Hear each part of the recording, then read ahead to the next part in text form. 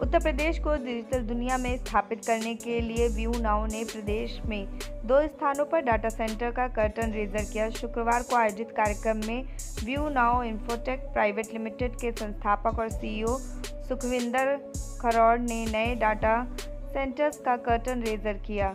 संस्थापक और सीईओ सुखविंदर खरौड़ ने कहा कि ये डाटा सेंटर रायबरेली जिले के हरचंदपुर और गाजियाबाद के मोटा में स्थित है। तेजी से बढ़ती डिजिटल दुनिया में व्यवसाय में बढ़ती मांगों को पूरा करने के लिए डिजाइन किया गया है। बना रहे हैं जी, उससे क्या एक नया कंपटीशन पीरियड शुरू होने जा रहा है डेटा सेंटर को? ये एक्चुअली कंपटीशन की बात नहीं है। जैसे जो अभी हम क्या करते हैं कि जैसे कंट्री को डेवलप करने के लिए हमने क्या किया, एक कंट्री है, फिर स्टेट है, फिर हमने डिस्ट्रिक्ट बनाए, फिर ब्लॉक बनाए, इसको बोलते हैं डिस्ट्रीब्यूट करके हमने डेवलप करना उसमें। तो अभी क्या है, पूरी दुनिया के अंदर अगर हम डेटा सेंटर की बात करें, हमारे कंट्री में बात करें, तो जैसे अभी हीरा नदानी साहब ने ही यूपी के अंदर सबसे बड़ा डेटा सेंटर बनाया है। तो वो क्या है, वो सेंट्रलाइज डेटा सेंटर है, जहाँ पे 20 lakh square foot 40 lakh square foot के डेटा सेंटर बने हैं, जिसको हम सेंट्रलाइज बोलते हैं। उनकी भी ज़रूरत है, जो सेंट्रलाइज हैं, जो हब हैं, मेन डाटा सेंटर हैं। फिर उनकी सर्विस को रेंडर करने के लिए, क्योंकि जैसे हम बोलते हैं, अब हम मीडिया वाले हैं तो मीडिया वाली बात कर लेते हैं थोड़ी सी। हमने दूरदर्शन का हम एंटीना लगाया होता दिल्ली में, तो उससे तो चलता नहीं था काम। तो हमने फिर हर एक डिस्ट्रिक्ट के अंदर हमने रिले केंद्र बनाए थे। हमने, अगर आप हम वो याद हो तो हमने रिले केंद्र के हिसाब से। तो ये जो एज डाटा सेंटर है, अगर हम और लेमैन की भाषा में समझना चाहें, तो ये एक तरीके से रिले केंद्र है। जो सिग्नल वहाँ से आ रहा है, वहाँ से टाइम लगता है और पाइप जो है चोक हो जाती है, बफरिंग होने लगती है। तो ये लोकली डेटा को सेंटर करके वहीं पे आपकी सर्विस को रेंडर कर देगा। इससे समय बचेगा, रिसोर्सेज बचेंगे और आपका जो काम है वो जल्दी हो जाएगा। लेकिन अभी की डेट में हम लोगों को पता ही नहीं है कि काम कैसे कर रहा है। अभी आप हम सब लोग चेंज करके जो कैमरा पे बात कर रहे हैं, ये अभी मोबाइल पे सारी की सारी चीज़ें शिफ्ट हो गई हैं। तो ये मोबाइल के अंदर आपके पास है कि आपने बैंडविड्थ बढ़ा के हमने काम चलाया। अगर आप लाइव व्यू की बात करें, अगर हम इस तरह के डोंगल लेके आते हैं, 4-5 डोंगल लगाते हैं जी। क्यों लगाते हैं 4-5? क्योंकि एक से जा नहीं रहा डाटा, तो हम 4 को एग्रीगेट करके एक बड़ी पाइप बनाते हैं, फिर उससे डाटा जो है टीवी चैनल के स्टूडियो में भेज रहे हैं। तो ये सारी चीज़ों को ईजीली काम कर पाएँ, आपको पाइप अवेलेबल हो, आपका डेटा बन जाए, इसीलिए ये सब है। तो ये अभी कंपटीशन नहीं है, ये एक्सटेंशन है। तो हमारी जो कंपनी एज डाटा के अंदर जो आई है, जो कह लो, ये इन्हीं सारी वजहों से हम लोगों ने इसको कंसीव किया था कि अगर हम बात करें कि जो टीआरपी और इन सारी चीज़ों की अगर बात करें, तो हम लोगों ने एक प्रोजेक्ट बनाया था रियल टाइम टीआरपी रिकॉर्ड करने का। जब हमने बाजार में देखा कि रियल टाइम टीआरपी कहाँ से रिकॉर्ड होगी, आप 20 करोड़ लोगों का डाटा एक ही बार में कैसे रिकॉर्ड कर सकते हो, जबकि आपका फास्टैग तो चल नहीं रहा।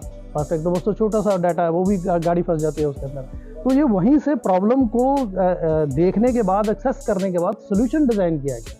तो ये सोल्यूशन यहाँ इस देश के अंदर ही बना है। अगर हम कहें कि अमेरिका के अंदर एज डाटा सेंटर बनाए, तो अमेरिका तो आज पूरी दुनिया को चला रहा है, उसके पास तो अपने रिसोर्सेज बहुत ज़्यादा हैं, बहुत डीप डाटा सेंटर्स बने हुए हैं, उसको ज़रूरत नहीं पड़ेगी। लेकिन अगर हम एशिया पैसिफिक की बात करेंगे, हमारे यहाँ पे अगर हम डेटा यूज़र्स की बात करें, अगर हम मोबाइल यूज़र्स की बात करें, तो जितना लोड हमारे पास है उतना उनके पास नहीं है। उनके पास रिसोर्सेज ज़्यादा है, हमारे पास रिसोर्सेज कम है। तो अगर हम डिमांड एंड सप्लाई की बात करें, हम नेस्कॉम की रिपोर्ट देख लो, डिलॉट की रिपोर्ट देख लो, ईवाई की रिपोर्ट देख लो, तो आपको ये समझ में आएगा कि जो इंस्टॉल्ड कैपेसिटी है और जो रिक्वायरमेंट है आज की रेट में, तो उसके अंदर बहुत बड़ा गैप है। तो इसीलिए ये सारी जो हम छोटी मोटी प्रॉब्लम जो हैं, जिनको हम जानते नहीं, क्योंकि हमारे अंदर पेशेंस बहुत ज़्यादा है। अगर हमारा कोई ऑपरेशन फेल हो जाता है, हम दोबारा कर लेते हैं। हमने पेमेंट भेजी, फेल होगी, दोबारा कर लो। हमने किसी को कोई डाटा फाइल भेजी थी, फेल होगी, दोबारा कर लो। क्योंकि मुझे पता ही नहीं कि इसमें फेल नहीं होना चाहिए था। ये जो डिवाइस आपके हाथ में है, ये टेस्टेड है, इसके अंदर जो ऐप है वो भी टेस्ट होकर बनी है, लेकिन फिर भी काम नहीं कर रही। क्यों? क्योंकि सर्वर आपस में बात हो जाता है। इसको, उस बॉटलनेकिंग को दूर करने के लिए ही ये सारे का सारा एज डाटा सेंटर डिज़ाइन किया गया है। इसको हम कंपटीशन ना देख के इसको बोलेंगे कॉम्प्लीमेंट या enhancement of existing data centre. अगर जो हमारे पास बने हुए हैं वो भी ढंग से काम करें, उनको सही काम करने के लिए हमने वो आ रहे हैं टॉप डाउन काम करते हुए, हम जा रहे हैं रूरल से ऊपर की तरफ। तो ये हैंडशेक होके जो प्रॉपर कंट्री का जो हमारा नेटवर्क है, जो प्रॉपर काम करे, इस तरीके से ये काम करें। डेटा सेफ्टी के लिए अगर आप देखेंगे, अभी गवर्नमेंट भी हमारे डेटा प्रोटेक्शन बिल आया अभी, है ना, हम बहुत सारी चीज़ों को लेके चल रहे हैं। तो डेटा में भी बहुत सारा डिफरेंस है। कौन सा डेटा की अगर हम बात कर रहे हैं, एक डेटा है जिसको हम बैंडविड्थ के तौर पे देखते हैं। 1 MB का क्लिप है आपके पास वीडियो का, वो एग्जिस्ट करता है इन्फॉर्मेशन के रूप में, लेकिन वो 1 MB का क्लिप 100 लोगों ने देखा तो 100 MB यूज़ हुआ, तो वो डेटा है बैंडविड्थ।